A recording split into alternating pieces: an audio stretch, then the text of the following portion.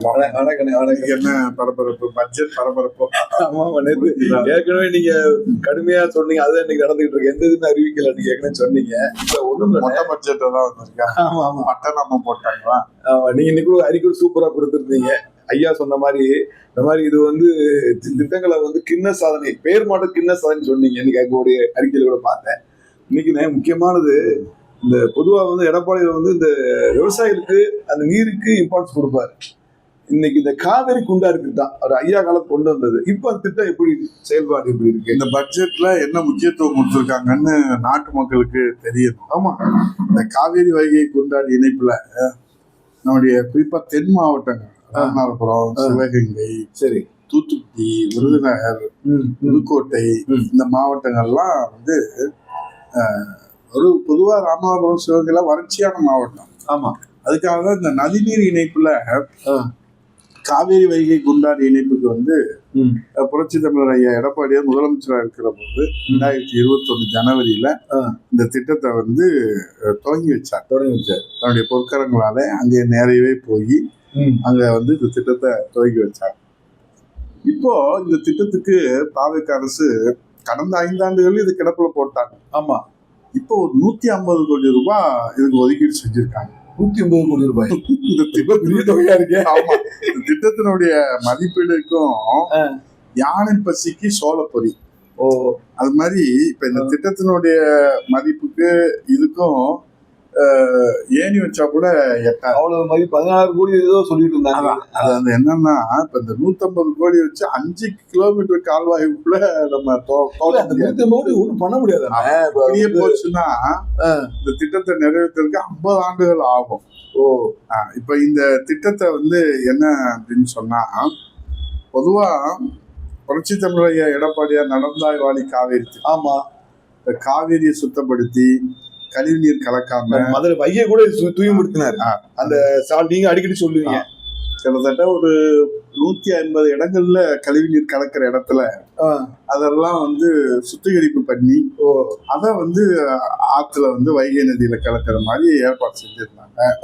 அதேதான் நடந்தாய் வாழி காவேரியை கங்கை போல தூய்மை திட்டத்தை இப்ப புரட்சி தமிழர் எடப்பாடியார் முன்மொழிச்சு நம்முடைய ஜனாதிபதி அவர்களுடைய உரையிலே இந்த திட்டம் இடம்பெற்றது. எவ்வளவு விஷயம் உங்களுக்கு.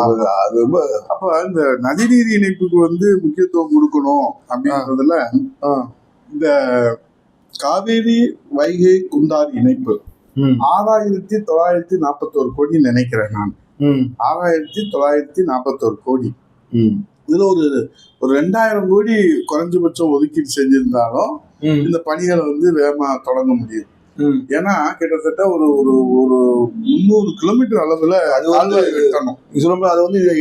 புதுக்கோட்டையில ஐயா தொடங்கி வச்சாரு. ஆமா, ஒரு 300 கிலோமீட்டர் அளவுல கால்வாய் வெட்டணும். 300 கிலோமீட்டர். ஆமா, 300 கிலோமீட்டர் எவ்வளவு பெரிய நீளம். ஆமா, இப்ப இவங்க ஒதுக்கி இருக்கிற தொகைக்கு 5 கிலோமீட்டர் கூட தோட்ட முடியாது. அவ்வளவு பண்ண முடியாதுன்னா எவ்வளவு அளவுக்கு செஞ்சிருக்கிறனாலதான் விவசாயிகள் எல்லாம் கடுமை. நீங்க சொல்லும் போல நீங்க அருமையா சொன்னீங்க, யானை பசிக்கு சோளப்பொரின்றீங்க. அது உண்மைதான், இது கரெக்டா சொல்லுங்க. அப்போ புரட்சி தமிழர் எடப்பாடியா இருக்கும்போது 700 கோடி ரூபாய் ஒதுக்கீடு செஞ்சு கிட்டத்தட்ட ஒரு 11 கிலோமீட்டர் கால்வாய் வெட்டுறதுக்காக அங்க 331 கோடி ரூபாய்க்கு டெண்டர்லாம் விடப்பட்டுச்சு. இப்போ இதுல நம்ம என்ன பாக்குறோம் அப்படின்னா, குடிமராமத்து திட்டம் விவசாயிகளுக்கு ஒரு வரப்பிரசாதம்.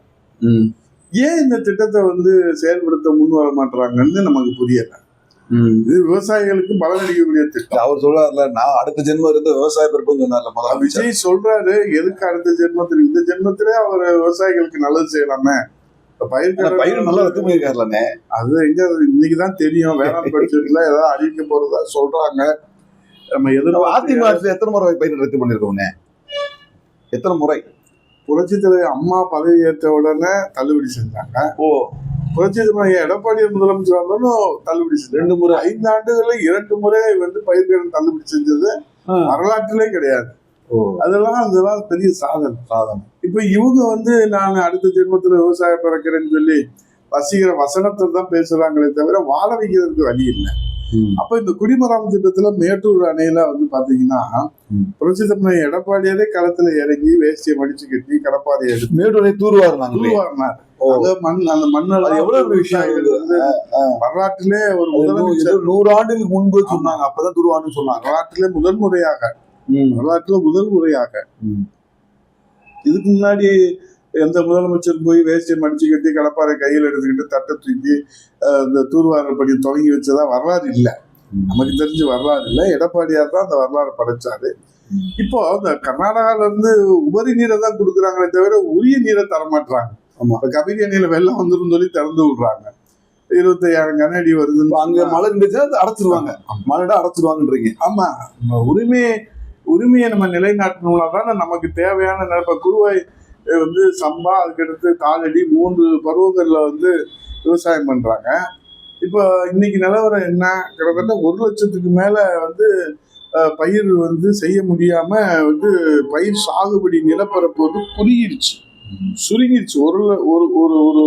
ஒரு லட்சம் பரப்பளவு வந்து சுருங்கிடுச்சு. ஏன்னா தண்ணீர் வரல. இப்போ இதை யாரு வந்து இது பண்றது?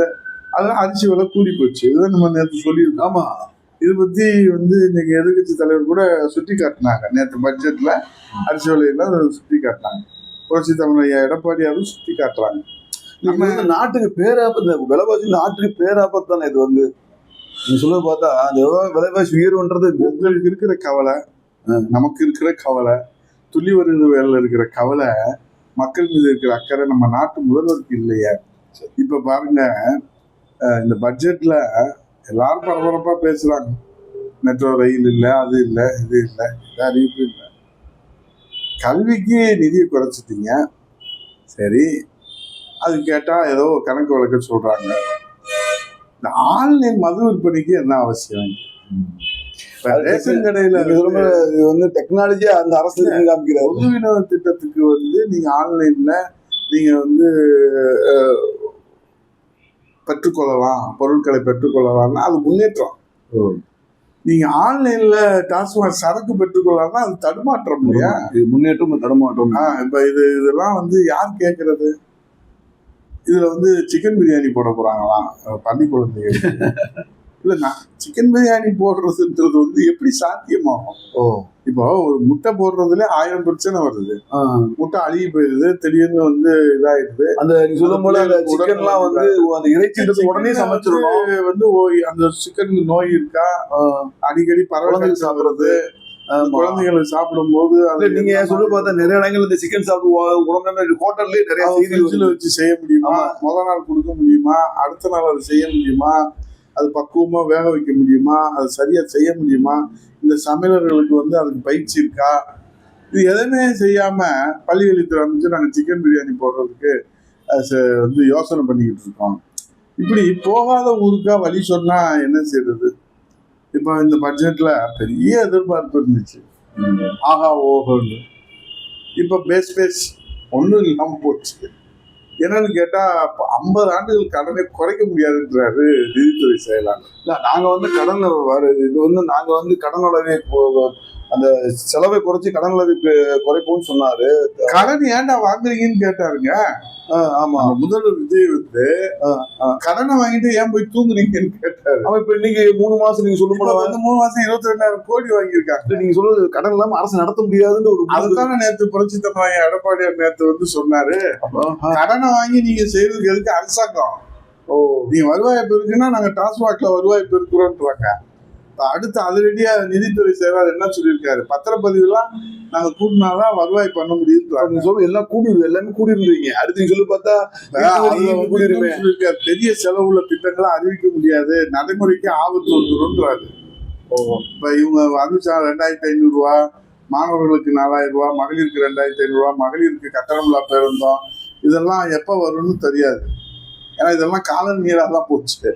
ஏன்னா அவரு நிதித்துறை செயலாளருடைய ஒப்புதல் வாக்குமூலத்தை பார்த்தீங்கன்னா அதல பாலத்துல இருந்து நாங்க மீண்டு வர்றதே பெருசு, இதுல நீங்க வந்து திட்டங்களை எதிர்பார்த்தீங்கன்னா ஒரு சின்ன ஒரு குறுக்கிட்டு சொல்றேன்.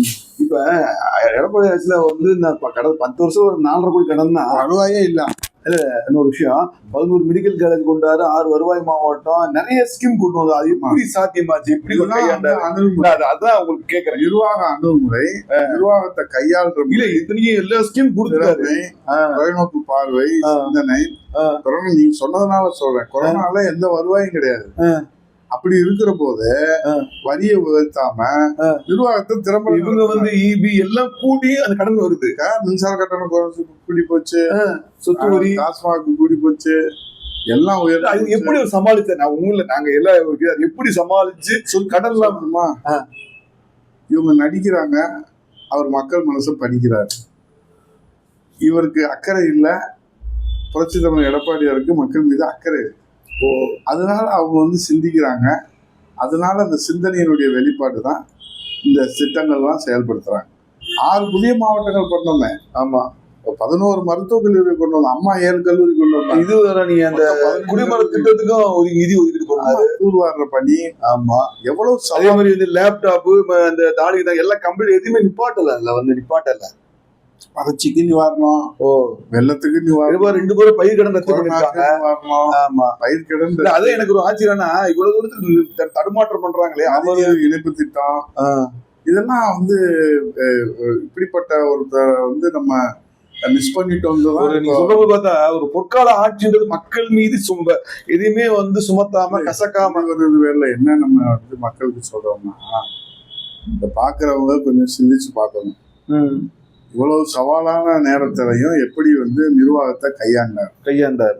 அந்த மனுஷன் நம்ம முதலமைச்சர் ஆட்சியில உட்கார வச்சு அவர்கிட்ட நம்ம அந்த நிர்வாகத்தை கொடுத்துருந்தோம்னா, நேரம் 10,000 ரூபாய் எல்லார் கையில இருந்திருக்கும், 2,500 ரூபாய் எல்லார் கையில இருந்திருக்கும், கட்டணமெல்லாம் பேருந்து ஆண்களுக்கும் பெண்களுக்கும் கிடைச்சிருக்கும், மாணவர்களுக்கு வேலை வாய்ப்பு கிடைச்சிருக்கும், மொத்தத்துல மக்களுக்கு பாதுகாப்பு கிடைச்சிருக்கும்.